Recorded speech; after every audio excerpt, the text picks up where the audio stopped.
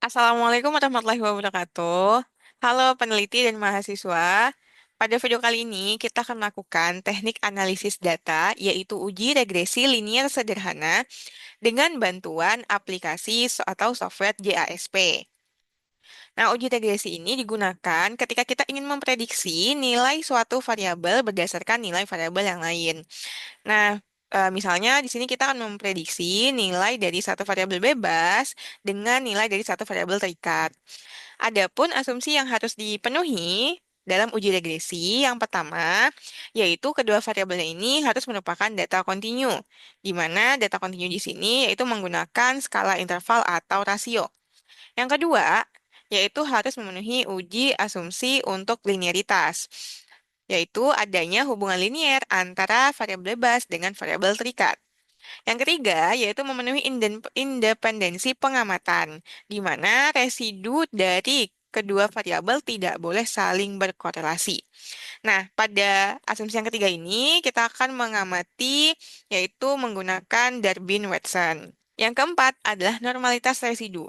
Nah, kalau misalnya di uji-uji sebelumnya, yang dilihat itu adalah data, ya, distribusi normal. Jadi yang berdistribusi normal itu adalah data. Nah, sedangkan untuk uji regresi di sini, kita menggunakan nilai residualnya, ya. Jadi nilai error pada suatu data. Sehingga nilai error pada suatu data tersebut harus berdistribusi normal.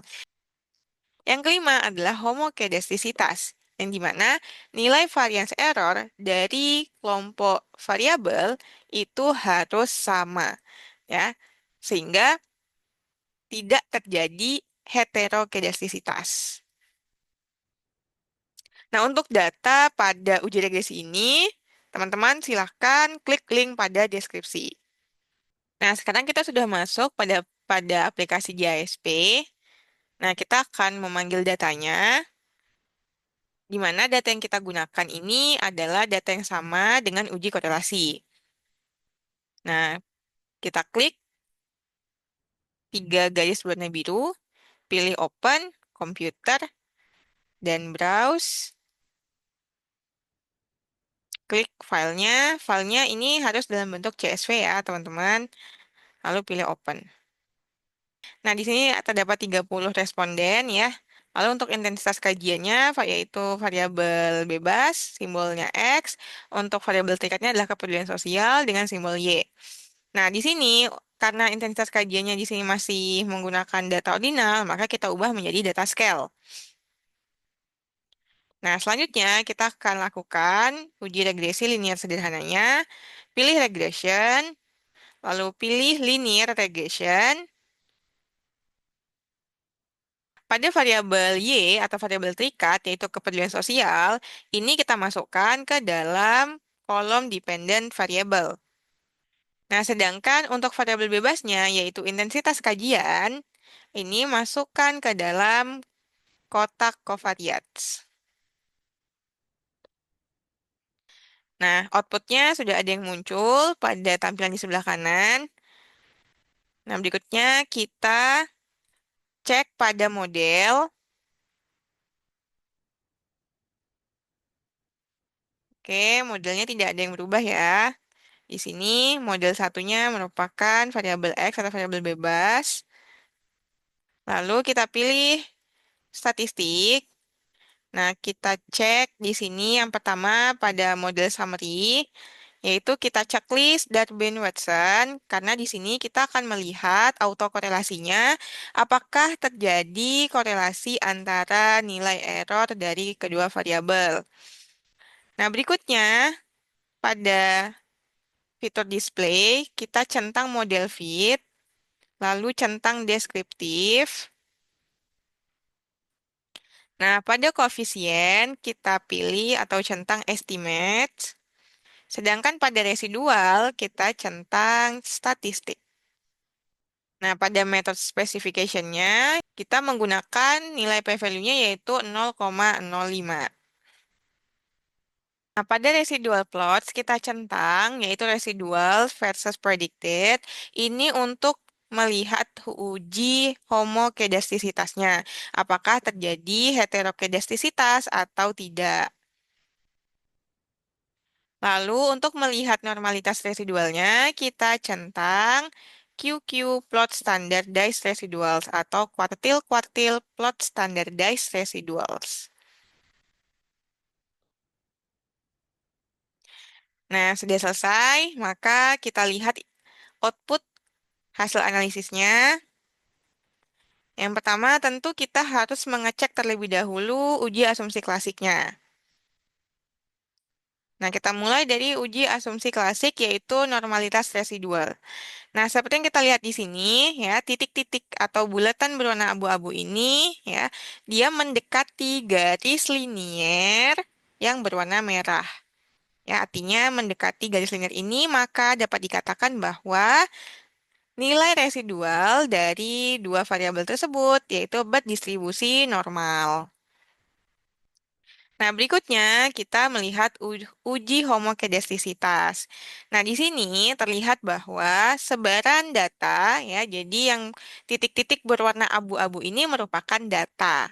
Ya, jadi ada 30 data, berarti ada 30 titik, di mana 30 titik ini tersebar secara merata, ya, di atas garis berwarna merah dan di bawah garis berwarna merah. Artinya, sebaran datanya juga hampir sama, ya, sehingga menunjukkan bahwa pada kedua variabel tersebut terjadi homokedastisitas, yaitu varians nilai errornya pada kedua variabel itu sama, sehingga tidak terjadi heterokedastisitas, artinya asumsi terpenuhi. Nah, berikutnya dilihat di sini, ya, pada residual statistiknya ada standar residual. Nah, di sini terlihat bahwa nilai minimumnya sebesar -1,839 dan nilai maksimumnya 1,676. Artinya, minimum dan maksimum ini terletak di antara -3,29 dan +3,29, sehingga asumsinya terpenuhi. Nah, berikutnya kita akan melihat Darwin-Watson-nya, yaitu autokorelasi. Nah, yang kita lihat adalah model M1-nya, yaitu statistik di sini sebesar 2,042. Artinya terletak di antara 1 dan 3, sehingga memenuhi asumsi autokorelasi. Nah, setelah asumsi terpenuhi, barulah kita melihat uji hipotesis, yaitu uji regresi liniernya.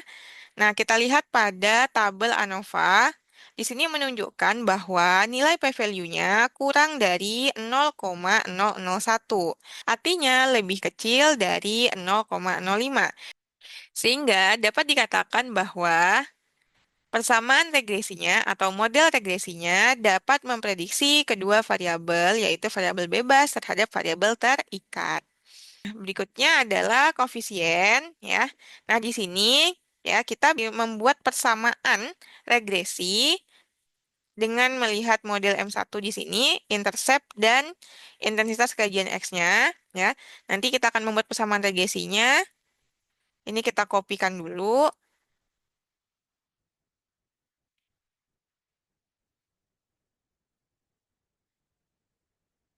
kita pindahkan ke slide atau PowerPoint.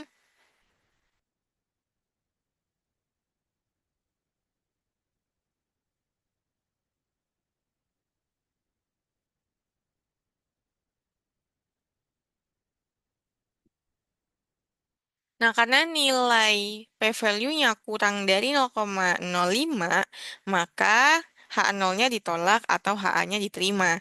Sehingga dapat disimpulkan bahwa terdapat pengaruh yang signifikan antara intensitas mengikuti kajian keagamaan dengan tingkat kepedulian sosial pada remaja.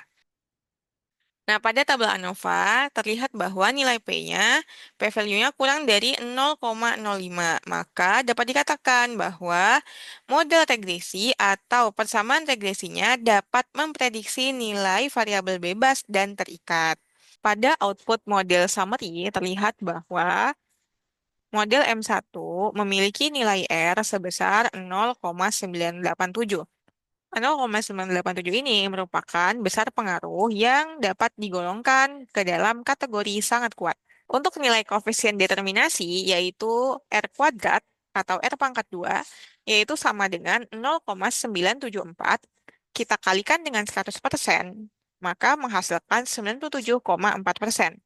Artinya, kontribusi intensitas kajian keagamaan yang merupakan variabel bebas pada tingkat kepedulian sosial yang merupakan variabel terikat sebesar 97,4%, di mana kontribusi nilai ini bisa dikatakan sangat besar. Nah, berikutnya pada tabel koefisien. Nah, di sini kita bisa membuat persamaan regresinya, yaitu Y sama dengan 49,059 ini merupakan intercept, ya, intercept dari model M1 sebesar 49,09 ditambah dengan variabel bebasnya yaitu 8,884 X, di mana X di sini merupakan variabel bebas. Nah, artinya setiap pertambahan atau setiap peningkatan satu pada variabel bebas, maka variabel terikatnya ikut bertambah sebesar 8,884. Itu untuk interpretasi output dari uji regresi.